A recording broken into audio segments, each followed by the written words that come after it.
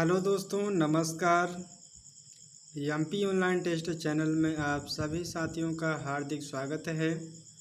आज के लेक्चर में हम पढ़ने वाले हैं हिमालय पर्वत की उत्पत्ति, कारण एवं विशेषताएं। इन सभी का अध्ययन हम इस वीडियो के अंतर्गत करेंगे। तो सभी दोस्तों से निवेदन है कि आप लोग प्लीज़ वीडियो को शेयर कर दें, सब्सक्राइब कर लें और लाइक कर दें, क्योंकि इससे ही हमें एक नई मोटिवेशन, नई ऊर्जा मिलती है। इसलिए आप लोगों से यही विनती है कि आप लोग इस वीडियो को ज़्यादा से ज़्यादा शेयर करें और हमें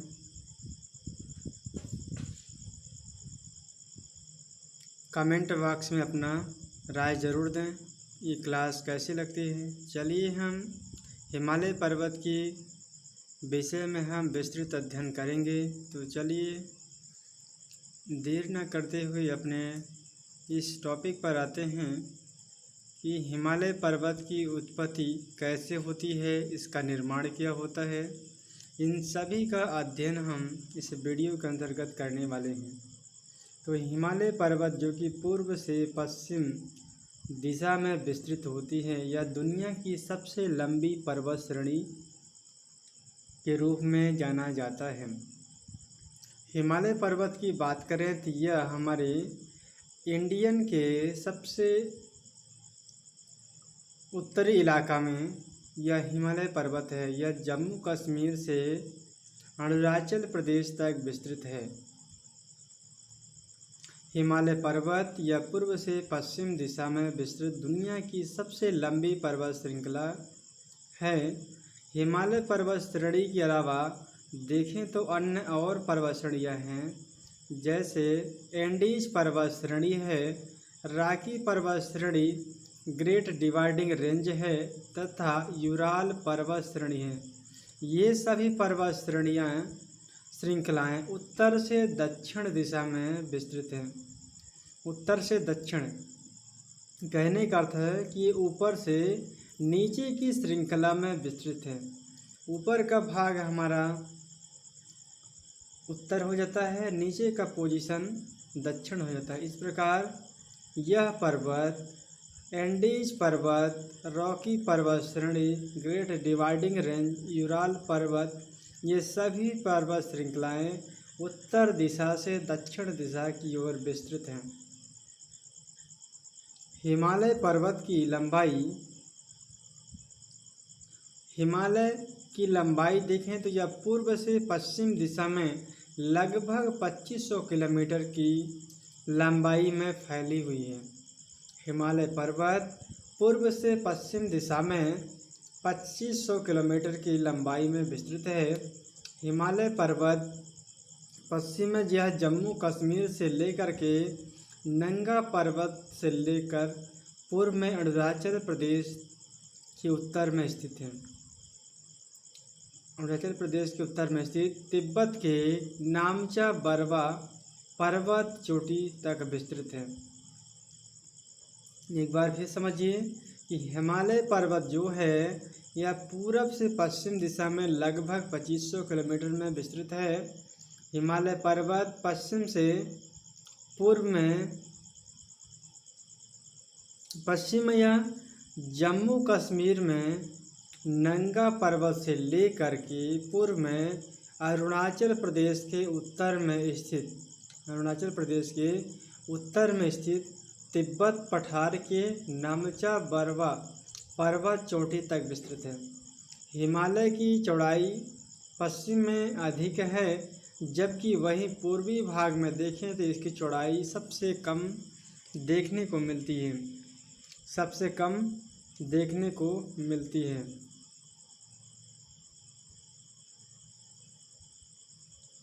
हिमालय की चौड़ाई पश्चिमी भाग में अधिक है, जबकि पूर्वी भाग में इसकी चौड़ाई कम है। पूर्वी भाग में हिमालय की संकरी होने के कारण यह ऊंचा उठ गया है। हिमालय की आकृति चापाकार है अथवा धनुषाकार आकार है। हिमालय का क्षेत्रफल लगभग 5 लाख वर्ग किलोमीटर क्षेत्र में विस्तृत है।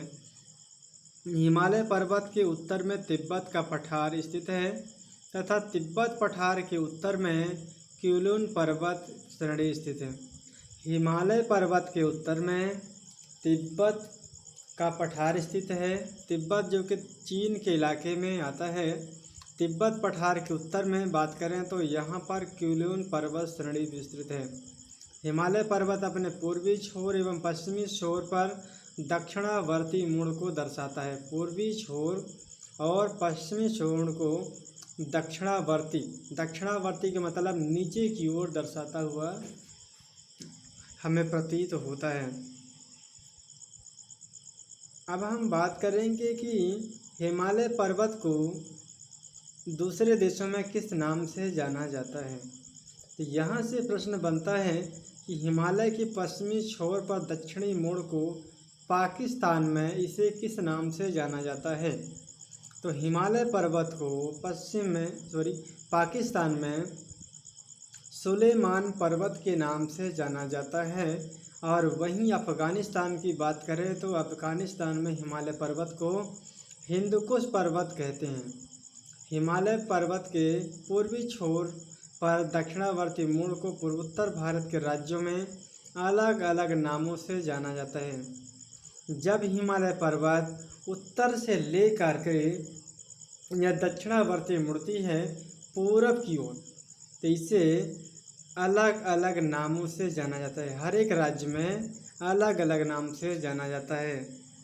तो यहाँ से भी प्रश्न बनने की संभावना है कि हिमालय पर्वत को जब पूर्वोत्तर भाग में जब प्रवेश करती है तो उसे हम अन्य राज्य में किस किस नाम से जाना जाता है।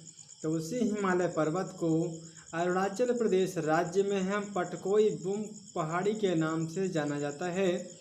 और वही नागालैंड की बात करें तो नागा पहाड़ी के नाम से जाना जाता है। और मणिपुर में इसे मणिपुरी पहाड़ी के नाम से जाना जाता है। और मिजोरम को मिजो पहाड़ी के नाम से जाना जाता है। तो यहाँ से यदि प्रश्न बनता है तो आप लोग अच्छे से ध्यानपूर्वक इस प्रश्न को नोट करते हुए चलेंगे, क्योंकि यहीं से प्रश्न यदि MCQ में आ जाता है, सही जोड़ी मिलान में आ जाता है, तो प्रश्न गड़बड़ होने की यानी गलत होने की संभावना ज़्यादा चांस रहती है। तो इसे आप अच्छे से कॉन्सेप्ट के रूप में समझते चलेंगे कि हिमालय पर्वत जब पूर्वी इलाका में प्रवेश करती है तो उसे अन्य राज्य में किस किस नाम से जानते हैं। तो अरुणाचल प्रदेश में पटकोई बुम के नाम से जानते हैं, और नागालैंड में नागा पहाड़ी के नाम से, मणिपुर में मणिपुर पहाड़ी के नाम से, मिजोरम में मिजो पहाड़ी के नाम से जाना जाता है।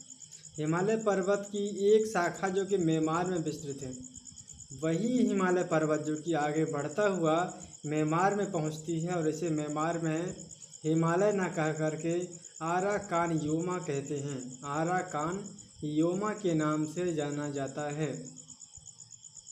हिमालय पर्वत विश्व का नवीन बलित पर्वत के रूप में जाना जाता है। हिमालय पर्वत विश्व की नवीन बलित पर्वत के रूप में जाना जाता है। हिमालय पर्वत का निर्माण की बात करें तो हिमालय पर्वत का निर्माण सेनोजोइक महाकल्प के नाम से जाना जाता है। तो यहाँ से यदि प्री में फैक्ट बनता है कि हिमालय का निर्माण किस कल्प में हुआ है, तो हिमालय पर्वत का निर्माण सेनोजोइक महाकल्प में हुआ है।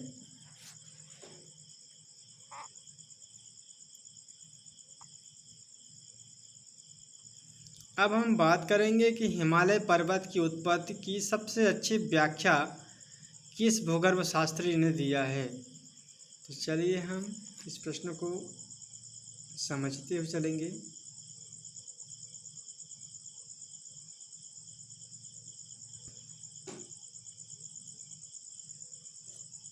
हिमालय पर्वत की उत्पत्ति की सबसे अच्छी व्याख्या जो है जर्मनी के भूगर्भ शास्त्री एक हैं कोबर ने अपने भूसन्नति में कहते हैं कि कोबर ने अपने सिद्धांत में बताया कि आज जहां हम हिमालय पर्वत को देखते हैं वहां सबसे पहले टेथिस सागर नाम का एक महासागर रहता है। हिमालय तो बाद में देखा गया, लेकिन हिमालय से पहले टेथिस नाम का सागर था। कोबर ने सागर शब्द के स्थान पर भूसन्नति शब्द का प्रयोग किया है। टेथिस भूसन्नति के दक्षिण में गोंडवाना लैंड तथा टेथिस भूसन्नति के उत्तर में बात करें तो अंगारा लैंड के नाम से जाना जाता है। कोबर के अनुसार गोंडवाना लैंड तथा अंगारा लैंड दोनों भूखंडों में अनेक नदियां बहती हैं। यह प्रश्न कॉन्सेप्ट वाली है, अच्छे से आप लोग समझते हुए चलेंगे।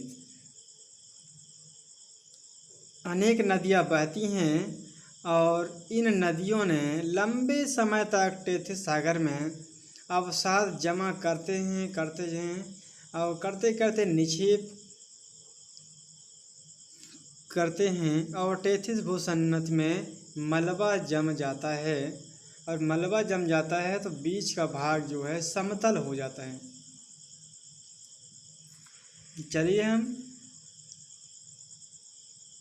कॉन्सेप्ट के माध्यम से समझते हैं, देखते हैं। ये मान लीजिए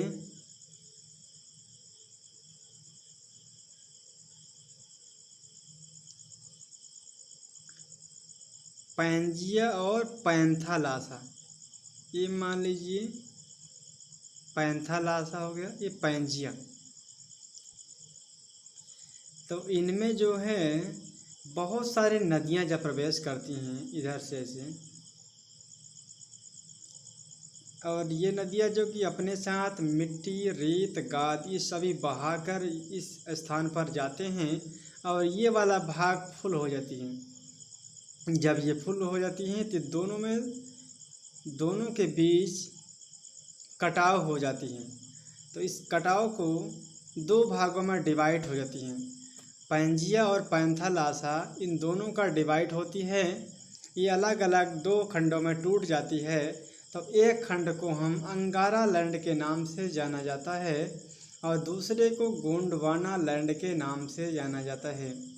गोंडवाना लैंड के नाम से जाना जाता है। यहाँ पर देख लीजिए,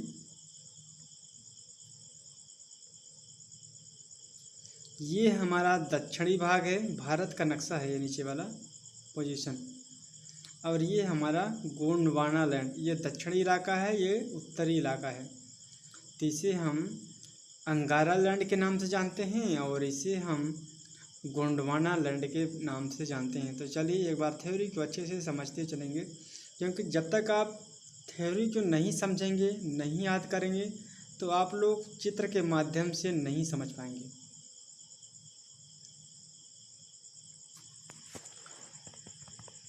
तो हिमालय की उत्पत्ति सबसे पहले जर्मनी के एक भूगर्भ शास्त्री ने, कोबर ने बताया कि जहाँ हिमालय पर्वत है आज, तो सबसे पहले वहाँ टेथिस सागर थे। टेथिस सागर का निर्माण कैसे हुआ कि पैंजिया और पैंथालासा ये दो महासागर थे। अब इन दोनों महासागर में क्या होता है कि अनेक नदियाँ वहाँ पर अपना मिट्टी, रेत, गादी सभी ले जा कर के जमाव करते हैं और बीच का पोजीशन समतल हो जाता है और वह बीचों बीच टूट जाते हैं। दो खंड में डिवाइड होते हैं, एक तो अंगारा लैंड बनती है और एक गोंडवाना लैंड बनती है। तो इस प्रकार टेथिस भूसन्नति के दक्षिणी में गोंडवाना लैंड आ जाते हैं, भूसन्नति के उत्तर में अंगारा लैंड। तो कोबर के अनुसार, कोबर कहते हैं कि गोंडवाना लैंड और अंगारा लैंड दोनों भूखंडों में अनेक नदियां बहती हैं और इन नदियों के लंबे समय तक टेथिस सागर में अवसादों का निक्षेपण किया जाता है और टेथिस भूसन्नति में मलबा जमा हो जाता है।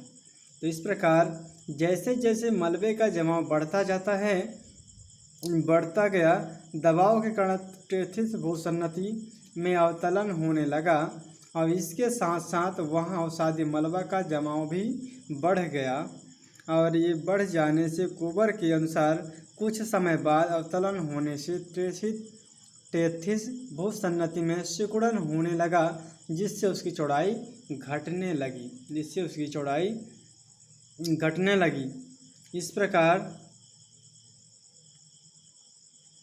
टेथिस भूसन्नति सिकुड़न होने से उसमें जमा अवसादी चट्टानों में मोड़ पड़ने लगा अथवा बलन होने लगा। कोबर कहते हैं कि मोड़ पड़ने की प्रक्रिया मलबे के दोनों किनारे पर अधिक हो जाती हैं और बीच का भाग जो है समतल रूप में ऊपर उठ जाता है। इसके एक तरफ का मुड़ हिमालय पर्वत है तथा दूसरे तरफ का क्यूलून पर्वत। यहाँ पर दो पर्वतों का निर्माण भी हो जाता है। एक को हम हिमालय पर्वत कहते हैं और दूसरे को क्यूलून पर्वत, तथा बीच का भाग तिब्बत का पठार के नाम से विख्यात हो जाता है। और एक और भूगर्भ शास्त्री वैज्ञानिक हैं हरिहंस का सिद्धांत। हरिहंस कहते हैं कि हिमालय पर्वत की उत्पत्ति सबसे प्रमाणित व्याख्या कोबर के भूसन्नति को माना जाता है। भूसन्नति को माना जाता है। कोबर के भूसन्नति के सिद्धांत के अलावा हरिहंस का प्लेट विवर्तनिक सिद्धांत भी हिमालय पर्वत की उत्पत्ति का सफल व्याख्या करते हैं। पृथ्वी की सतह से 200 किलोमीटर की गहराई में दृढ़ भूखंड पाया जाता है। प्लेट टेक्टोनिक थ्योरी के अनुसार भूखंड मुख्यतः 6 भाग में विभाजित है। इन्हीं भूखंडों को हम प्लेट कहते हैं। तो हमारे इंडिया में कितने प्लेट हैं? इंडियन प्लेट है, Eurasian plate, African plate, Pacific plate और प्रशांत महासागर का प्लेट, अंटार्कटिक प्लेट, ये सभी प्लेटें हैं। तो प्लेट टेक्टोनिक थ्योरी के अनुसार ये प्लेटों की बात करें तो प्लेटें स्थिर नहीं हैं बल्कि एक गतिशील अवस्था में हैं। भारत में इंडियन प्लेट के ऊपर स्थित है। प्लेट टेक्टोनिक थ्योरी के अनुसार इंडियन प्लेट जब उत्तर भारत की ओर प्रवाहित होते हुए जब यूरेशियन प्लेट में टकरा गया, तब दोनों प्लेटों के मध्य टेथिस सागर में जमे अवसादी मलबे की बलन की प्रक्रिया प्रारंभ हो जाती है और इन्हीं बलन के परिणामस्वरूप हिमालय जैसे नवीन बलित पर्वतों का निर्माण होता है।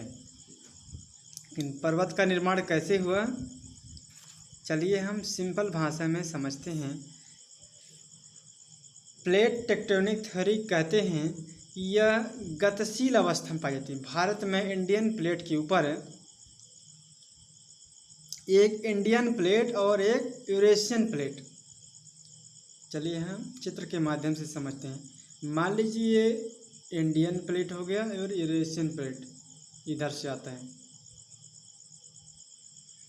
तो इंडियन प्लेट और यूरेशियन प्लेट ये दोनों के टकराव से ही टेथिस सागर में जमा मलबे का बलन की प्रक्रिया प्रारंभ हो जाती है। यहीं बलन के परिणामस्वरूप हिमालय जैसे नवीन बलित पर्वत, जब ये टकराव होते हैं तो इन टकराव में एक नीचे दबता है, एक ऊपर उठता है और इन्हीं टकराव से ही हिमालय पर्वत का निर्माण होता है और यही नवीन बलित पर्वत का निर्माण होता है। हिमालय के अंतर्गत 4 प्रकार की पर्वत श्रेणियाँ शामिल हैं। इसमें ट्रांस हिमालय, बृहद हिमालय, लघु हिमालय, ये 3 हैं और लास्ट में आ जाता है हमारा शिवालिक हिमालय। ये सभी चैप्टर हम नेक्स्ट वीडियो में कवर करेंगे। तो चलिए भी आज का वीडियो हम यही करेंगे। नेक्स्ट वीडियो में हम चर्चा करने वाले हैं ट्रांस हिमालय, बृहद हिमालय, लघु हिमालय और शिवालिक हिमालय। इन सभी का लेक्चर हम नेक्स्ट वीडियो में चर्चा करेंगे। तो दोस्तों आज का वीडियो कैसा लगा कमेंट बॉक्स में ज़रूर बताएं, क्योंकि आप कमेंट करेंगे तभी हमें जानकारी मिलेगी कि आप लोगों को समझ में आता है या फिर नहीं आता है। तो चलिए नेक्स्ट वीडियो में फिर मिलें। Thank you so much. जय हिंद, जय भारत।